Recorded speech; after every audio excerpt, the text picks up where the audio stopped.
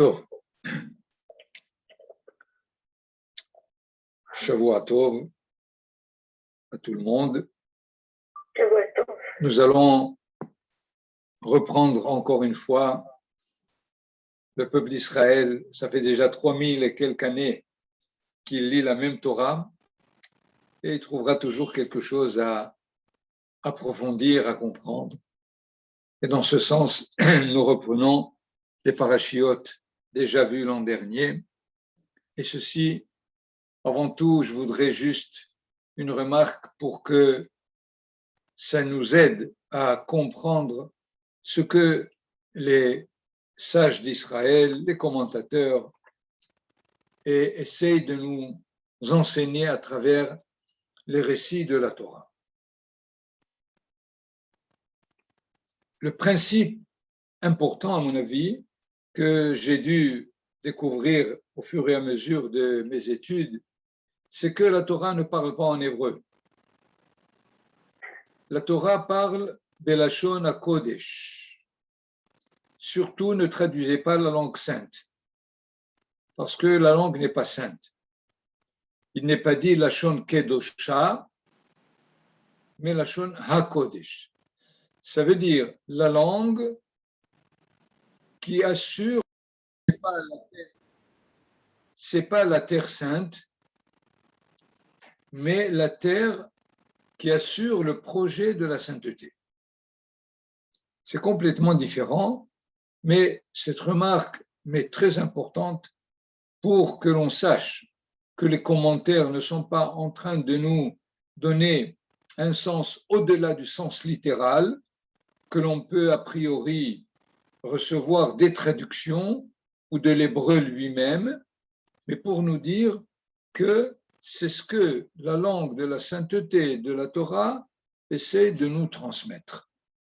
Nous aurons plusieurs exemples ce soir pour bien comprendre quelle est la différence entre l'hébreu et le Lashon HaKodesh.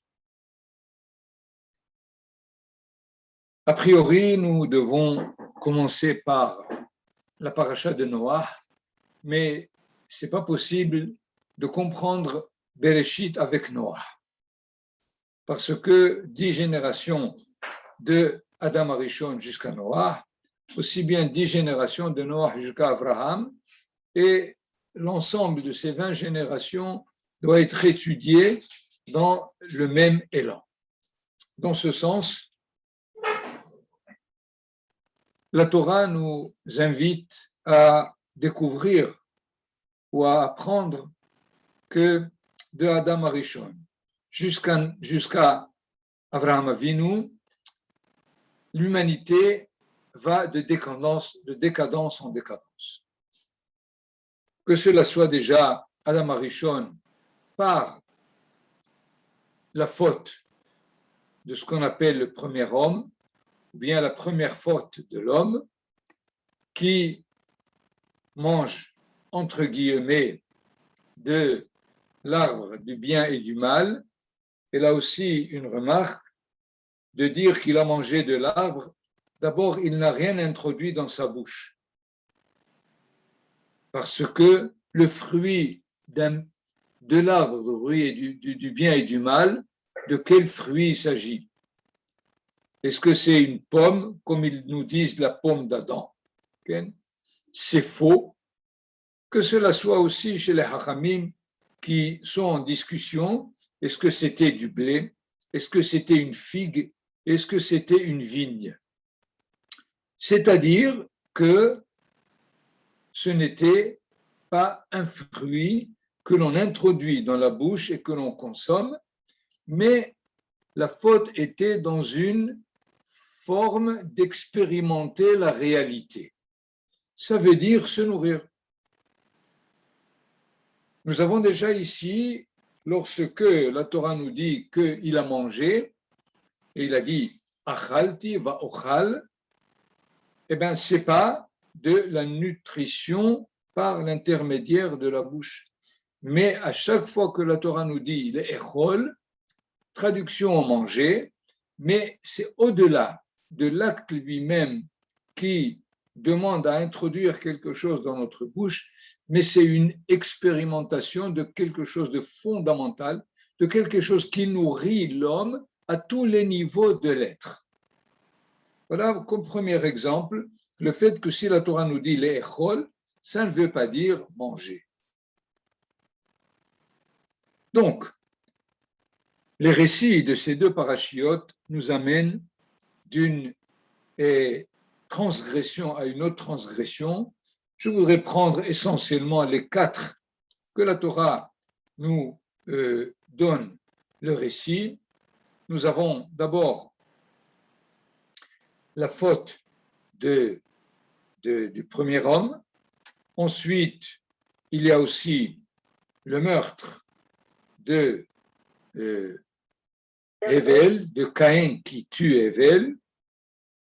Nous avons ensuite le récit du déluge et dans la paracha de Noah, ce qu'on appelle Dora Palaga, la génération de la tour de Babel.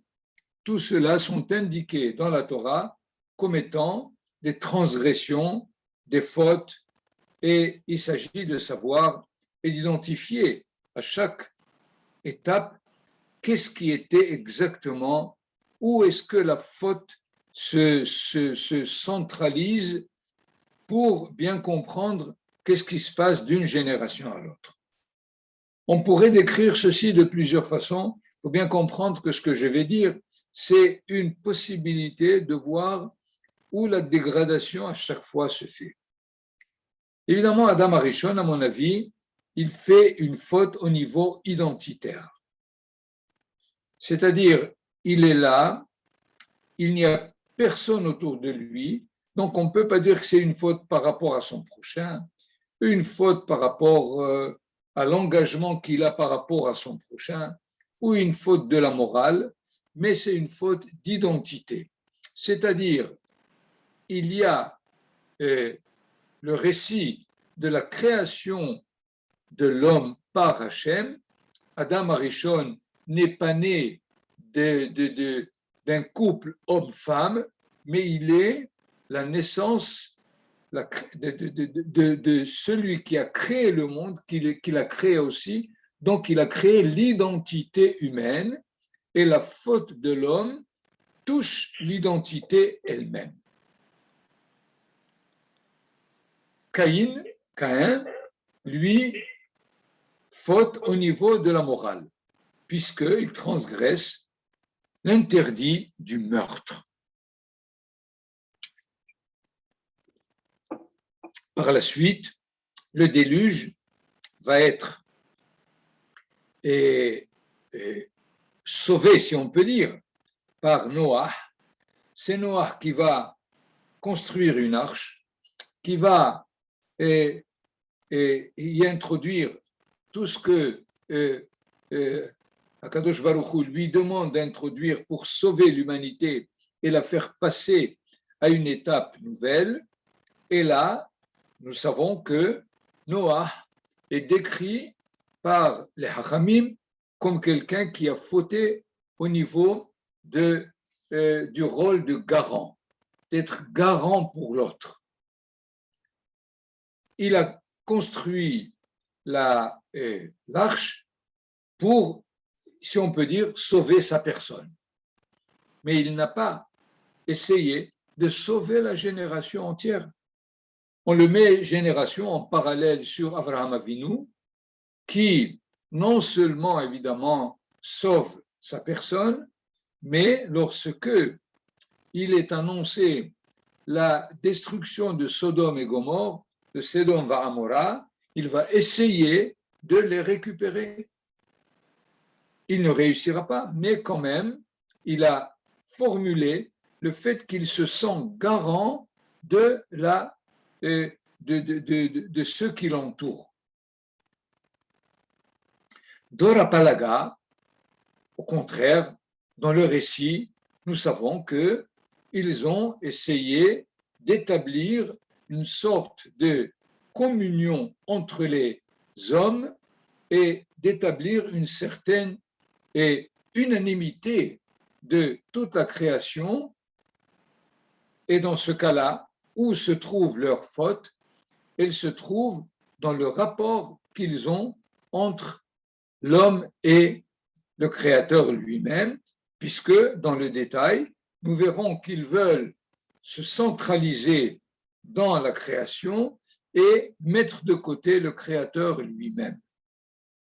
À la limite, c'est une sorte de prévision de l'humanisme qu'on trouvera dans le Moyen-Âge.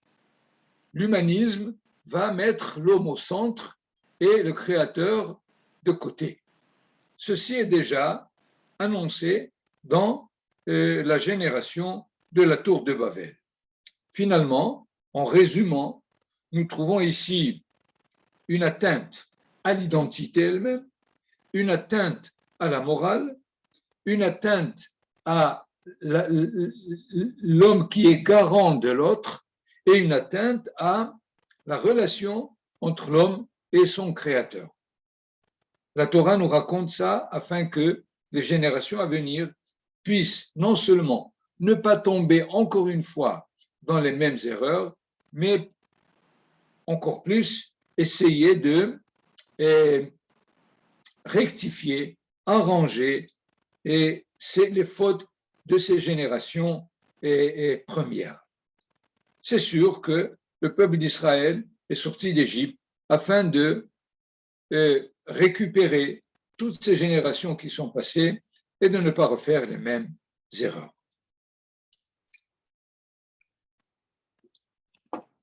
Voilà ce qui fait de Bereshit et Noah, les deux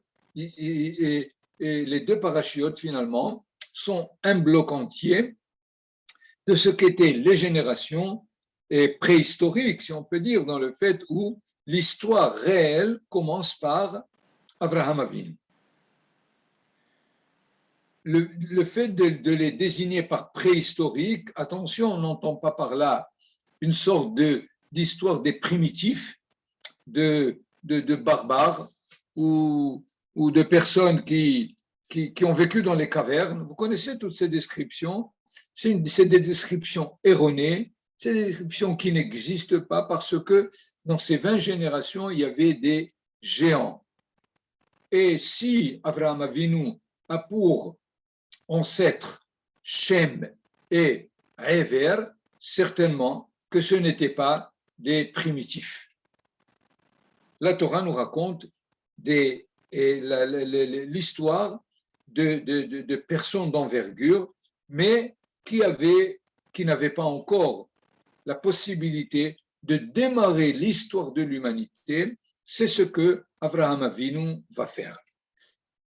Si on peut dire, tous ceux qui étaient avant Abraham Avinu étaient des justes pour eux-mêmes, alors qu'Abraham essaie d'innover le fait d'être un juste pour l'humanité elle-même, c'est-à-dire essayer de récupérer l'humanité dans ce qu'elle a fauté.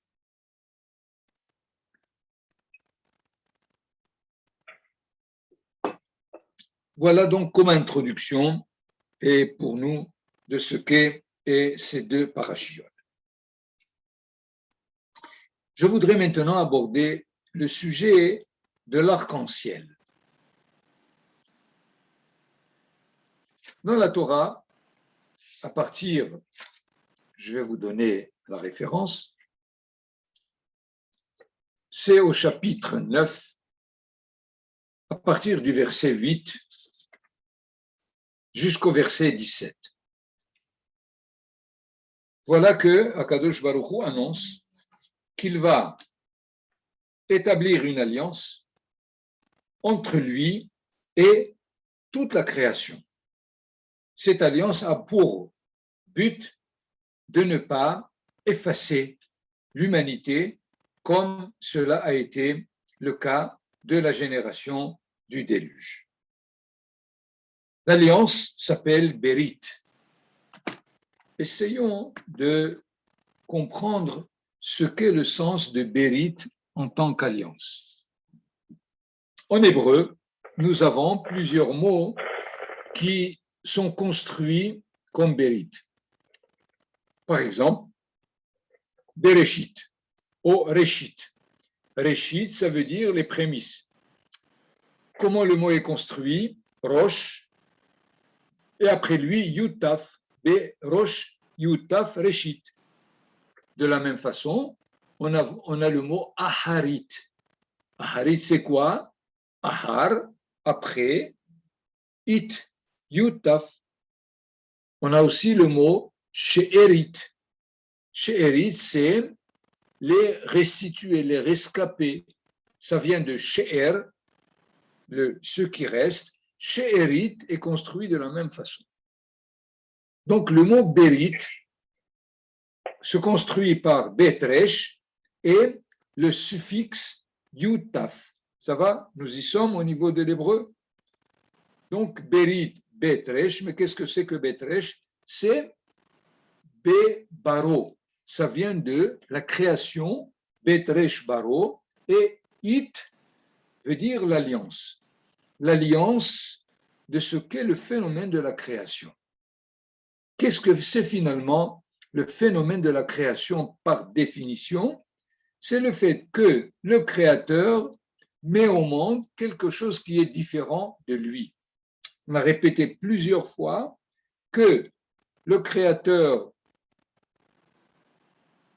met au monde une créature, le Créateur n'est pas une créature et la créature n'est pas le Créateur. Au niveau de plusieurs attributs de ce qu'est le Créateur, qui est la perfection par excellence, et la créature qui est imparfaite. Le Créateur qui lui donne et la créature qui reçoit. Le Créateur qui est unique, l'unicité par définition, et la créature qui est multiple.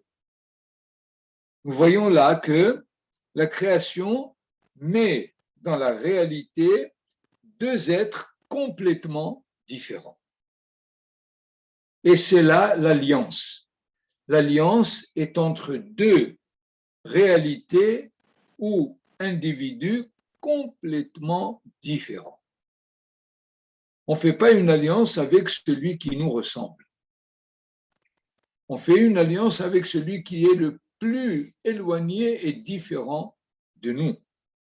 Et dans ce sens, il faut bien comprendre toutes les bérites que la Torah nous annonce au fur et à mesure du récit de la Torah. Et revenons donc dans notre cas de Bérit qui est annoncé, pas seulement au niveau de l'arc-en-ciel, mais je crois la première fois lorsque Akadosh Baruch Hu annonce le déluge, chapitre 6, verset 18, Vahakimoti et beriti itach. Je tiendrai mon alliance avec toi. En quoi? Ou bata et la teva, tu rentreras dans l'arche, ata ou banecha, toi et tes enfants, veishtecha unshe banecha itach, et ta femme et les femmes de tes enfants avec toi, c'est-à-dire, je suis garant, je fais établir une alliance, même si l'état des choses ne permet pas que je continue à réaliser ma création, je suis prêt à la faire avec toi. Voyons donc que le mot Bérit est là pour relier deux êtres complètement différents. Et après le déluge, voilà que Akadosh Baruch Hu refait encore une alliance pour s'engager à ne pas effacer la création à cause de ses fautes, à cause de ses décadences, à cause des différentes situations où l'humanité est en train de perdre complètement pied dans la réalité. Il est intéressant ici de faire une petite remarque première par rapport à ce qui est assuré dans l'Alliance. Parce que, aussi bien au verset 9, Va'ani hineni mekim, mekim et beriti, c'est-à-dire j'assure. aussi bien dans le verset 11, Vahakimoti et beriti techer. Et nous aurons encore à le revoir au verset 17, Vayomer Elohim el Noah. Et Dieu dit à Noah, Zot ot haberit, voilà le signe de l'alliance. Remarquez ici qu'il y a l'alliance et le signe de l'alliance. C'est deux choses différentes. Asher hakimoti beni uven kol basar, que je vais assurer entre moi et toute chair sur la terre. Qu'est-ce qui peut nous étonner pour les brahisants? C'est qu'il y aura aussi une alliance avec Abraham Avinu, mais là-bas, on va entendre un autre terme. Bayom hahu karat Adonai et Abraham berit lemor. Il n'y a pas le terme de Vahakimoti, qu'on retrouvera probablement quelque part même avec Abraham Avinu, mais il y a un autre terme nouveau qui est au chapitre 15, au verset 18, Bayom hahu karat Adonai et Abraham berit. Dieu tranche, pas seulement les hakim assurés, mais il tranche avec Abraham Avinu l'alliance. Quelle est la différence entre il tranche et il assure? Je pense que l'on pourrait établir, comme d'ailleurs la différence entre Noah et Abraham, une différence qu'on a déjà expliquée dans ce que Noah, c'est le juste qui assure sa personne, et Abraham qui, lui, est garant de l'humanité. Dans ce cas, Abraham Avinu est beaucoup plus partenaire à part entière avec Akadosh Baruch Hu que Noah. Donc, dans l'alliance entre Akadosh Baruch Hu et Noah, et Akadosh Baruch Hu se sent seul dans cette alliance. Et alors, il assure de tenir cette alliance. C'est pour cela qu'il dit Vahakimoti, je mettrai sur pied. C'est-à-dire, je suis le garant de cette alliance. Mais avec Abraham Avinu, il tranche. C'est-à-dire, nous sommes tous les deux à part entière. On va tous les deux assurer cette alliance, quelles que soient les différentes étapes dans lesquelles probablement il y aura un échec du projet que l'on essaye d'assurer tous les deux. Et dans ce sens, on comprend pourquoi chez Noah, on n'entendra pas Koret Berit, mais seulement les Hakim Berit, de faire à ce que l'alliance tienne debout. C'est que Hakadosh Baruch Hu seul assure la stabilité de cette alliance, alors qu'avec Abraham Avinu, il tranche. C'est-à-dire, nous sommes ici tous les deux de deux côtés de l'alliance et qui assurent la stabilité elle-même de cette alliance. D'ailleurs, ce qui est intéressant, c'est que, alors que l'alliance par rapport à Noah, elle est dans le monde naturel. Nous savons que l'arc-en-ciel est un phénomène physique de la nature. Alors que l'alliance que Hachem va trancher avec Abraham Avinu, ça sera dans son corps lui-même. Dans le corps, étant donné que l'alliance de la circoncision est ce qui établit cet engagement entièrement de la personne elle-même et pas seulement un signe d'une alliance que l'on peut repérer dans le monde de la nature qui est avec Noah. Nous voyons donc comment ces deux alliances sont de qualités complètement différentes étant donné les personnes avec lesquelles Akadosh Baruch Hu essaye d'établir cette alliance pour assurer la suite de l'histoire humaine.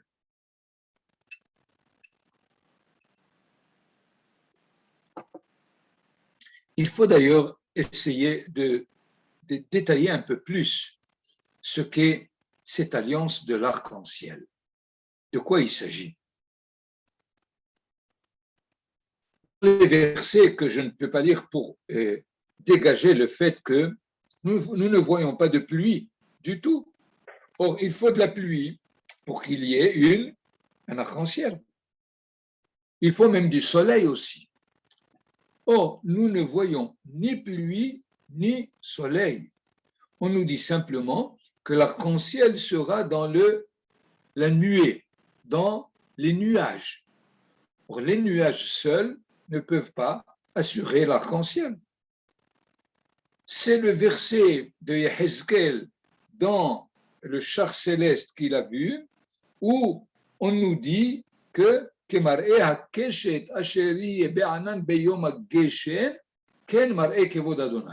voilà, Ézéchiel nous enseigne que c'est le jour de la pluie. Mais là-bas non plus, il n'y a pas de soleil. Donc, il nous manque la description totale de ce qu'est l'arc-en-ciel. Est-ce que vraiment l'alliance se trouve dans l'arc-en-ciel ou bien elle se trouve ailleurs? Et pourquoi ça serait un phénomène de l'arc-en-ciel qui nous rappelle l'alliance de Akadosh Baruch Hu avec Noé? Voilà ce qui nous amène à essayer d'écouter ce que la Torah nous dit autrement. La Torah nous dit que cette alliance, d'abord, a pour but de ne pas revoir le déluge. Quand est-ce? Et kashti natati be'anan, verset 13. Ve'aita le hot berit.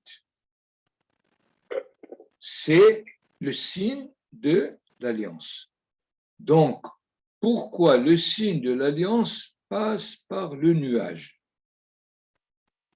Il faut maintenant essayer de comprendre le nuage, pas seulement dans le phénomène météorologique, si on peut dire, mais c'est que le nuage, dans sa description simple, c'est ce qui arrête la lumière du soleil. Pas seulement qu'il arrête, mais ce qui me permet de regarder le ciel sans être aveuglé par le soleil. Donc, essayons de transposer ces descriptions par rapport au dévoilement de la sagesse divine. Le dévoilement de la sagesse divine risque d'aveugler la personne. S'il n'y a pas de filtre, s'il n'y a pas de mehitza, de cloison qui essaye de rendre possible le fait de voir le dévoilement divin. C'est clair et c'est important pour que par la suite, on puisse comprendre ce qu'est l'arc-en-ciel par rapport à ce fait. D'ailleurs, c'est ce que les commentateurs nous disent aussi le jour du don de la Torah.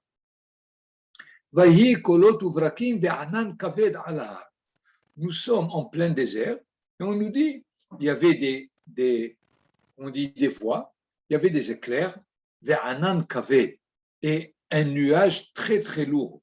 Or, comment est-ce possible que dans le désert, en plein mois de Sivan, bon printemps, tout d'un coup il y a des nuages?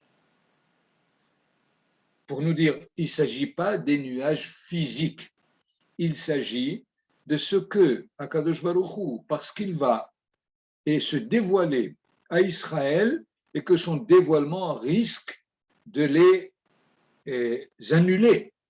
Parce que si Hachem se dévoile, l'homme n'a plus possibilité d'exister à la limite. Pourquoi l'homme existe? Parce que Dieu se cache. Et dans ce sens, lorsque il y aura cette possibilité d'une période pré-déluge, c'est-à-dire que l'homme ou l'humanité n'est pas capable de recevoir le dévoilement divin, puisque ce dévoilement n'a pas été réussi par le fait que toutes ces générations, 10 générations, ont fauté, c'est qu'ils n'ont pas pu maîtriser le dévoilement divin pour pouvoir le réaliser. Lorsque les Hachamim, par exemple, pour revenir au don de la Torah, nous disent que la Torah a été donnée de façon, comment on dit, bikfiya, par ce qu'on appelle une kfiya datite, c'est-à-dire une sorte de pression, une sorte dans laquelle on relève. L'homme ne se trouve plus libre. Alors comment est-ce qu'il peut recevoir la Torah s'il n'est pas libre? Il s'agit bien de comprendre de cet état où l'homme perd sa liberté. Il faut le comprendre que ce n'est pas par obligation et par oppression, mais au contraire. Étant donné que Akadosh Baruch Hu se dévoile, si la vérité se dévoile devant quelqu'un, il perd sa liberté, il ne peut que la reconnaître. C'est ce que les Hachamim essaient de nous donner comme description du don de la Torah qui a été réalisé, qui a été expérimenté dans le manque de liberté. Et revenons donc à notre sujet, et kashti natati be'anan, c'est-à-dire redécrivons-nous le phénomène de l'arc-en-ciel, physiquement. Quand est-ce qu'il apparaît? Il y a de la pluie, il y a du soleil. Pour voir l'arc-en-ciel, le soleil est derrière nous, et nous voyons comment est-ce que les gouttes de pluie nous transmettent les couleurs de l'arc-en-ciel. Retranscrivez tout ceci.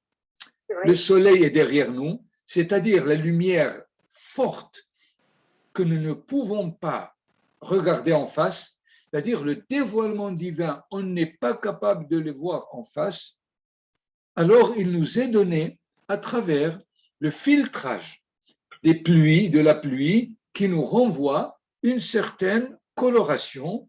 Comment est-ce que le spectre du dévoilement divin dans les différentes couleurs arrive à l'homme? C'est là le contenu de l'alliance. Kaviachol HaKadosh Baruch Hu s'est rendu compte que son dévoilement pendant 10 générations n'était pas possible, au point où ils ont fauté plus qu'ils n'ont été méritants. Alors, il a dit, j'assure une alliance dans laquelle je réduis le profil de mon dévoilement. Et vous l'aurez à travers les nuages, pas les nuages de l'hiver, mais à travers des filtres. Et dans ce sens, il assure à tout le monde la possibilité de ne pas arriver à une génération de déluge. Et comment est-ce que nous allons avoir, pas l'alliance, mais le signe de l'alliance? Le signe de l'alliance se trouvera dans l'arc-en-ciel. L'alliance elle-même est dans la façon de continuer à mener l'histoire de l'humanité en essayant de réduire le dévoilement divin comme cela a été dans les 10 premières générations, et cela donc assure à l'humanité la possibilité d'évoluer pas à pas sans être toujours contraint de se trouver dans un dévoilement qu'elle ne peut pas supporter et finalement de fauter à la place de mériter. Donc, il faut bien donc différencier, comme le texte le fait, entre l'alliance bérite et entre Hot HaBérit et le signe de l'alliance, qui est finalement ici dans l'arc-en-ciel. Et d'ailleurs, celui qui voit l'arc-en-ciel, quel beracha il fait? Baruch ata Hashem, Zocher HaBérit. Zocher HaBérit, ça veut dire celui qui essaye de me rappeler l'alliance qui a été contractée avec l'humanité. Dans ce sens, en ce moment, comme si l'humanité serait en danger, et l'arc-en-ciel essaie de me donner la possibilité de comprendre que Hakadosh Baruch Hu est encore patient, est encore en train d'établir tous les filtres nécessaires pour que l'humanité reçoive sa lumière, ceci comme signe dans l'arc-en-ciel. D'ailleurs, entre parenthèses, explication physique, l'arc-en-ciel n'est pas un arc, c'est un cercle. C'est clair? Seulement, l'autre partie du cercle se trouve en dessous de l'horizon. Et on voit seulement la partie qui est au-dessus de l'horizon. La preuve est très simple. Au moment où il y a l'arc-en-ciel, prenez un avion, montez le plus haut, vous allez voir un cercle entier. C'est clair? Donc, sachez que quand on traduit Keshet par l'arc-en-ciel, c'est une traduction qui n'est pas encore exacte et il faut la comprendre dans la Shon HaKodesh, dans cette langue de la sainteté pour bien et prendre la signification que la Torah essaye de nous donner de cette alliance. Voilà donc ce qui est ce que je voulais dire à propos de l'arc-en-ciel. Je voulais encore décrire quelque chose au niveau de la génération de la tour de Babel. Et je n'ai pas beaucoup de temps pour bien étudier tout le sujet, donc je vous laisse ces quelques minutes pour des questions ou des remarques, si vous en avez.